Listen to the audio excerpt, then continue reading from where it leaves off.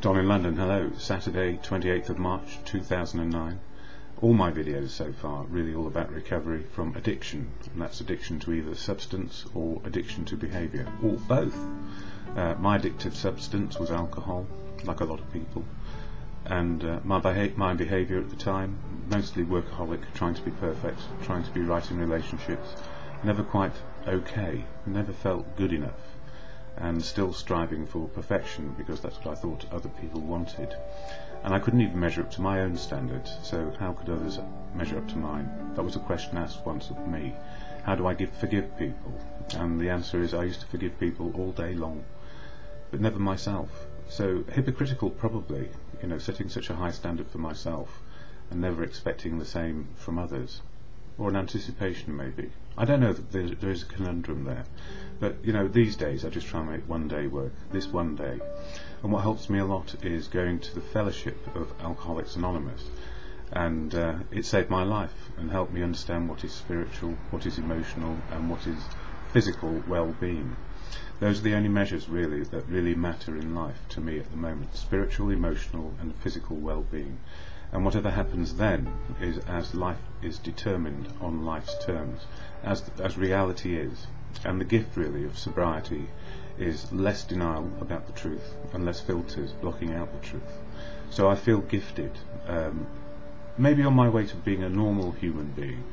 And the gift of that is that every normal human being is extraordinary, is authentic, is unique, is different, but has many similarities, or however would we get on with each other. So the gift for me of recovery and being in the fellowship of Alcoholics Anonymous is immense. It saved my life. I'm still here, just about, and getting on with what I can. And I go to meetings regularly, and at the beginning of every meeting there is a preamble said which really states what AA is all about.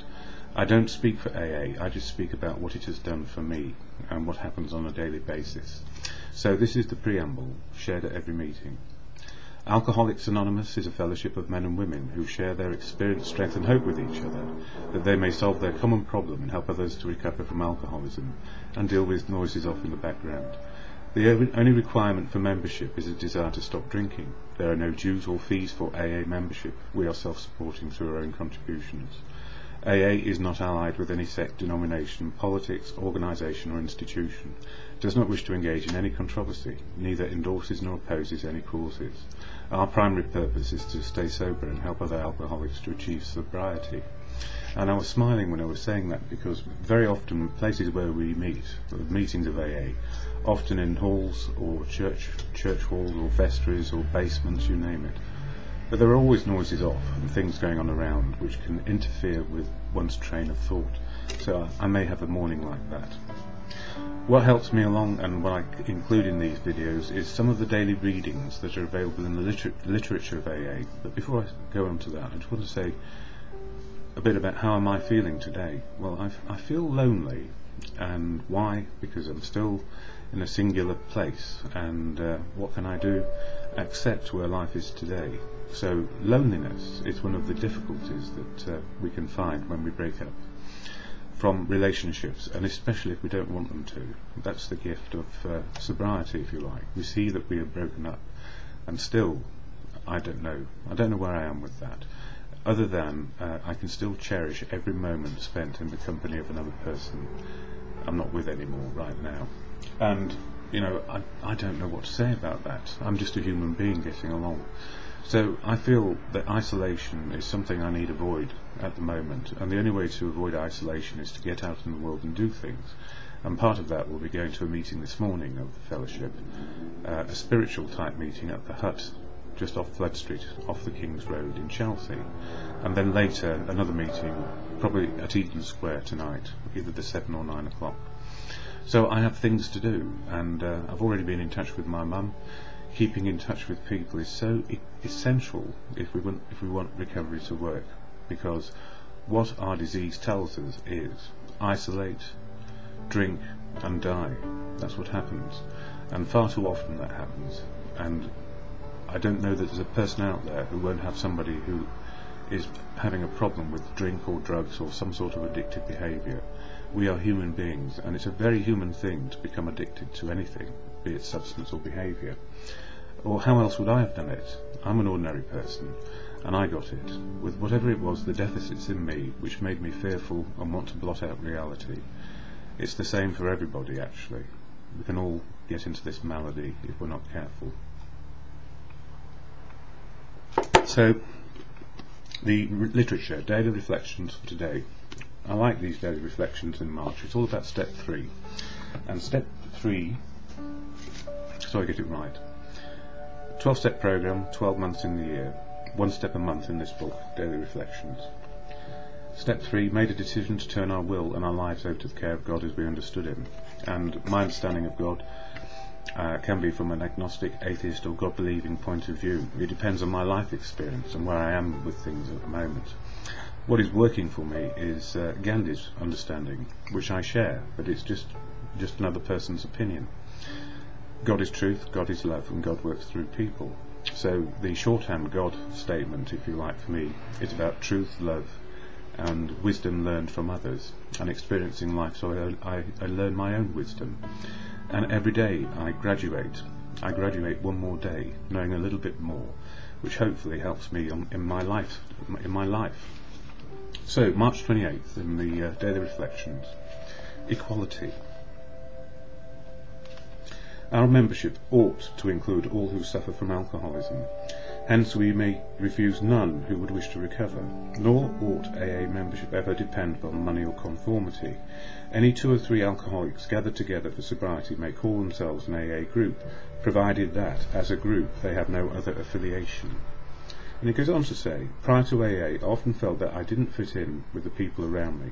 Usually they had more or less money than I did, and my points of view didn't jibe with others. The amount of prejudice I had experienced in society only proved to me just how phony some self-righteous people were. After joining AA, I found the way of life I had been searching for. In AA, no member is better than any other member. We're just alcoholics trying to recover from alcoholism. And as these things are one day long, it also reminds me that all the way of life is one day long, or in the moment of now. And that is my spiritual connection, if you like, the ability to cope in the moment with less fear, hopefully.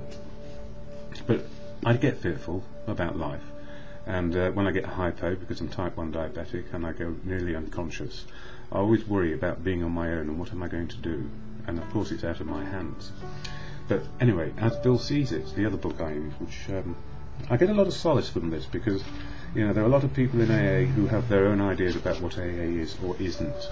But what I like is what it says in the literature. It makes it very clear about we find our own path, unique and authentic, and we have this one similarity, which is staying sober a day at a time.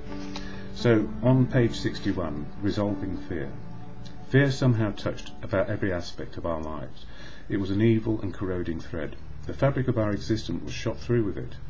It set in motion trains of circumstances which brought us misfortune we felt we didn't deserve.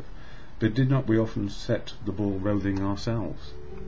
The problem of resolving fear has 2 aspects. We shall have to try for all the freedom from fear that is possible for us to attain. Then we shall need to find both the courage and the grace to deal constructively with whatever fears remain.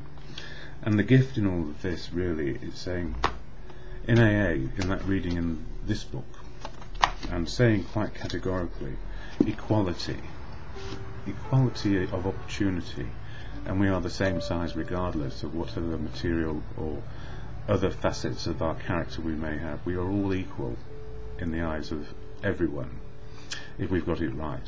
And how to deal with fear? Be in company, share it, include, understand that we're not alone.